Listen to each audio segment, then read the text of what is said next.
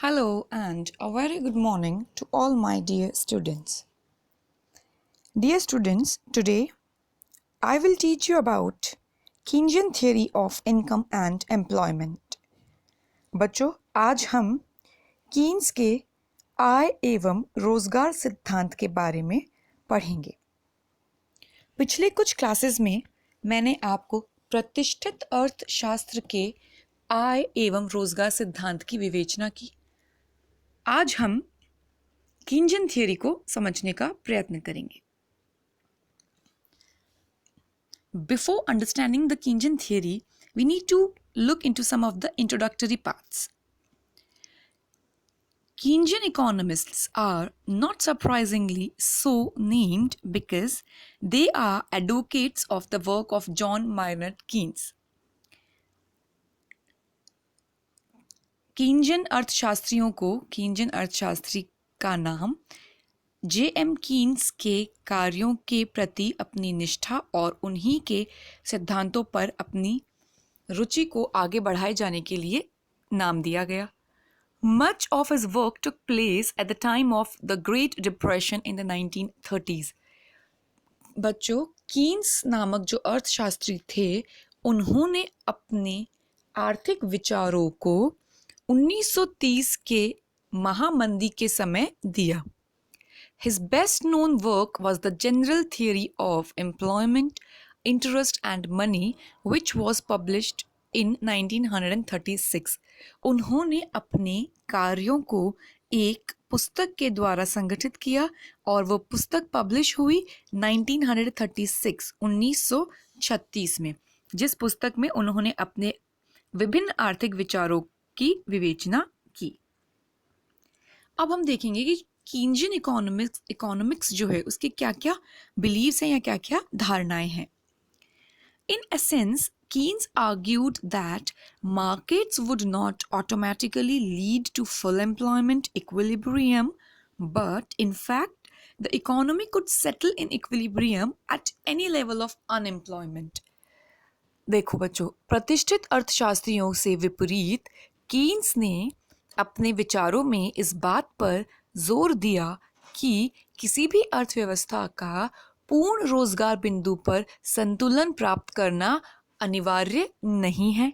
रोजगार का बिंदु या जो संतुलन का बिंदु है वो बेरोजगारी या अनएम्प्लॉयमेंट के किसी भी लेवल पर भी प्राप्त किया जा सकता है। कभी कभी ये फुल एम्प्लॉयमेंट लेवल पर होता है, कभी ओवर फुल एम्प्लॉयमेंट लेवल पर और कभी कभी अंडर फुल एम्प्लॉयमेंट लेवल पर भी प्राप्त किया जा सकता है। जैसे कि प्रतिष्ठित अर्थशास्त्री का मानना था कि टेम्पररीली अनएम्प्लॉयमेंट की सिचुएशंस आ सकती हैं, लेकिन लॉन्ग रन में, दीर्घ काल में वो सिचुएशंस मार्केट फोर्सेस के जरिए ऑटोमेटिकली रिमूव हो जाएगी या सेल्फ एडजस्टिंग मैकेनिज्म काम करेगा। लेकिन कीन्स ने इस विचार को बल नहीं दिया क्योंकि उन्होंने इसको प्रूव किया। 1930 या 1929 की जो महामंदी का दौर था उसमें ऑटोमेटिकली सिचुएशंस कंट्रोल में नहीं आई, तो उन्होंने अपने विचारों में बेरोजगारी संतुलन का भी विचार व्यक्त किया। फिर हम इसमें जब आपको रोजगार सिद्धांत को मैं पूरा एक्सप्लेन करूंगी तब आप देखेंगे कि जो संतुलन का बिंदु है वो तीनों पॉइंट्स पर आ सकता है, पूर्ण रोजगार पर भी, पूर्ण रोजगार से अधिक पर भी और पूर्ण रोजगार से कम बिंदु पर भी। Keynesian beliefs can be illustrated in terms of the circular flow of income. If there was disequilibrium between leakages and injections, then classical economists believe that prices would adjust to restore the equilibrium. अब देखिए, अगर कभी भी असाम्य की अवस्था आती थी, ठीक है, तो प्रतिष्ठित अर्थशास्त्री क्या मानते थे कि कीमतों के ऑटोमेटिकली एडजस्टमेंट हो सकता है और वो बाजार शक्तियों के जरिए होता था। मांग और पूर्ति की बाजार शक्तियां कीमतों में स्वतः ही संतुलन स्थापित या रिस्टोर कर देती थी। फिर Keynes however believed that the level of output would adjust. अब कीन्स ने क्या माना कि कीमतों में ऑटोमेटिकली एडजस्टमेंट नहीं होगा, हाँ, लेकिन उत्पादन का स्तर, लेवल ऑफ आउटपुट को हम एडजस्ट कर सकते हैं। अब कुछ की पॉइंट्स हैं इस थियरी के जो उन्होंने समझाने का प्रयत्न किया है, वो है According to Lord Keynes, full employment is not a normal feature of a developed capitalist economy. There can be unemployment in every economy. पूर्ण रोजगार एक सामान्य विशेषता नहीं है किसी भी विकसित पूंजीवादी अर्थव्यवस्था की, वरन बेरोजगारी भी किसी भी अर्थव्यवस्था में उत्पन्न हो सकती है. The main reason for this unemployment is deficiency of aggregate demand. अब बहुत महत्वपूर्ण बात यहाँ पर जो कीन्स ने प्रतिपादित की वो यह थी कि अगर किसी भी तरह की बेरोजगारी का स्तर उत्पन्न हो रहा है तो वो किसकी वजह से है, वो समग्र मांग में कमी की वजह से उत्पन्न हो रही है. अब यहाँ पर कुछ कंसेप्ट्स हैं जो आपको बहुत ध्यानपूर्वक सुनने हैं, जिनमें पहला है आपका एग्रीगेट डिमांड, समग्र मांग. दूसरा होगा आपका एग्रीगेट सप्लाई, समग्र पूर्ति. फिर हम समग्र मांग और समग्र पूर्ति के अंतर्गत पढ़े जाने वाले कुछ पॉइंट्स को बहुत ध्यानपूर्वक सुनेंगे, जिसमें एडी में हम पढ़ेंगे कंजम्पशन, इन्वेस्टमेंट, सी प्लस आई, और भी है 4 भागों में इसको बांटा जाता है, सी प्लस आई प्लस जी प्लस एक्स माइनस एम. ठीक है, वो मैं आपको आगे एक्सप्लेन करूंगी. और एग्रीगेट सप्लाई, समग्र पूर्ति. अब देखिए, the main reason for this unemployment is deficiency of aggregate demand, ये मैंने आपको बताया. फिर देखते हैं आगे. The unemployment can be removed by increasing the aggregate demand. अब जो कारण है, मतलब समग्र मांग की कमी को अगर दूर किया जाए तो बेरोजगारी की अवस्था को दूर किया जा सकता है. Many countries like America, France, etc. adopted all such measures, failed to remove unemployment as were recommended by classical theory of unemployment, that is reduction of money wage, fall in rate of interest.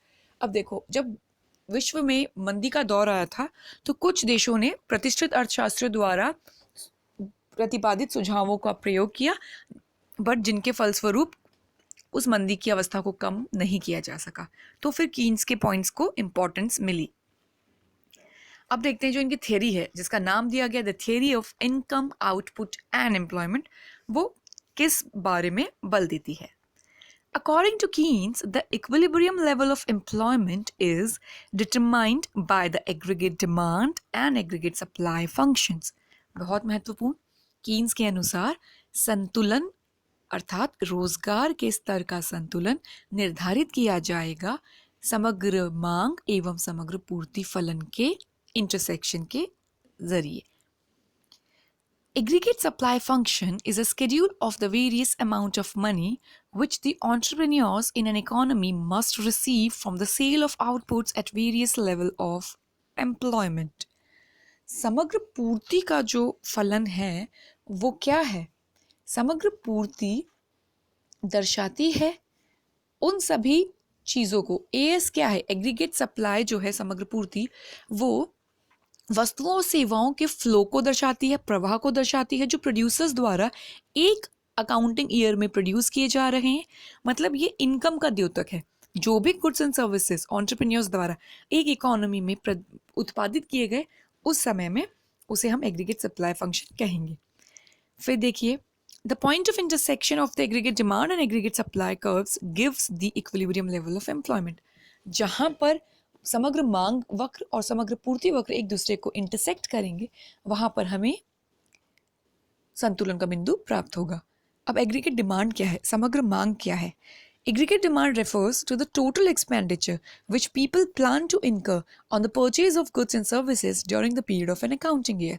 अर्थात समग्र मांग वो है जो लोग एक वित्त वर्ष में संपूर्ण वस्तुओं और सेवाओं पर खर्च करने का जो कुल व्यय है, जो खर्च करने के लिए वो तैयार है, एक प्लान्ड एक्सपेंडिचर जो है, उसे हम समग्र मांग कहेंगे. और इनका जो वैल्यू है संपूर्ण अर्थव्यवस्था में जो गुड्स एंड सर्विसेज प्रवाह कर रहे हैं उसे हम समग्र पूर्ति कहेंगे, जो उत्पादक द्वारा संपूर्ण वस्तु और सेवाओं का प्रवाह हो रहा है एक अर्थव्यवस्था में.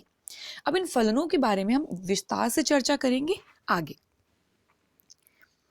यहाँ पर वही दर्शाया गया है, what is aggregate supply and what is aggregate demand. Aggregate supply refers to the schedule showing aggregate supply received at different levels of employment. Aggregate supply price received to the total amount that all the producers must receive by selling the output produced at a given level of employment. फिर आप देखिए aggregate demand के बारे में. It refers to a schedule showing aggregate demand price received at different levels of employment. अब AD होता है, वैसे तो 4 भागों में बांटा गया है, C plus I plus G plus X minus M.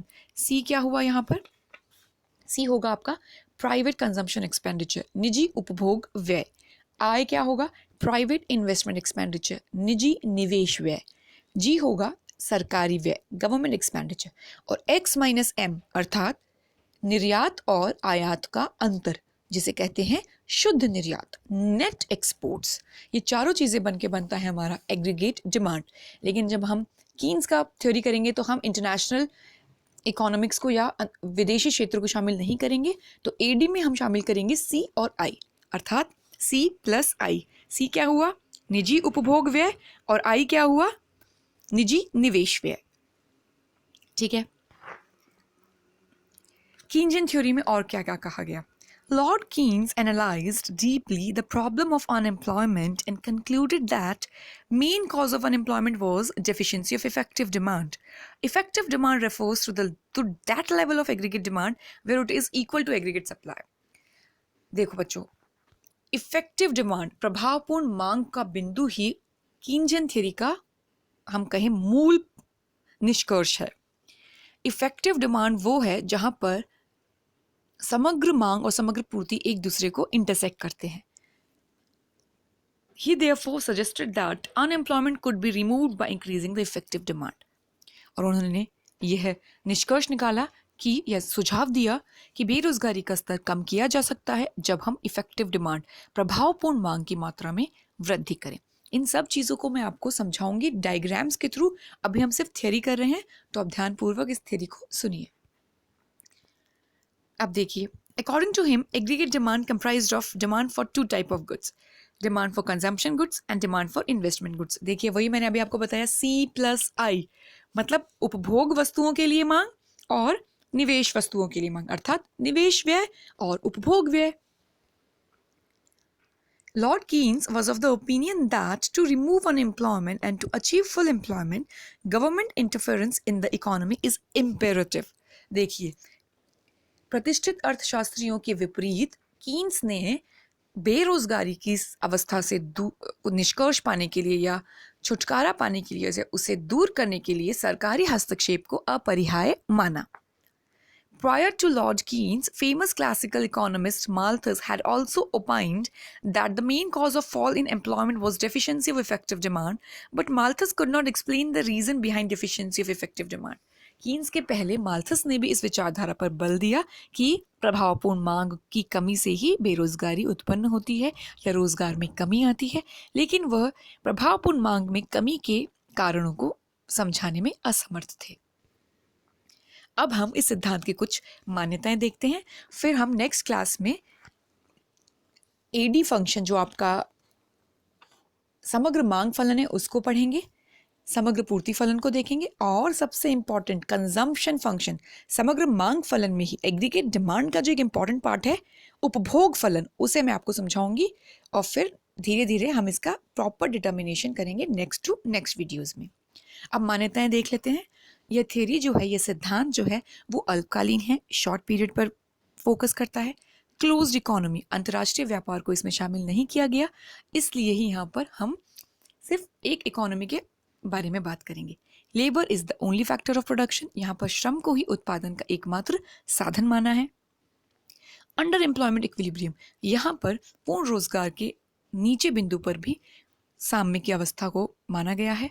Saving and investment function, बचत और निवेश फलन को समझाया गया है, और बहुत अलग तरीके से यहाँ पर बचत और निवेश को आय का फलन माना है, ब्याज की दर का फलन नहीं माना है।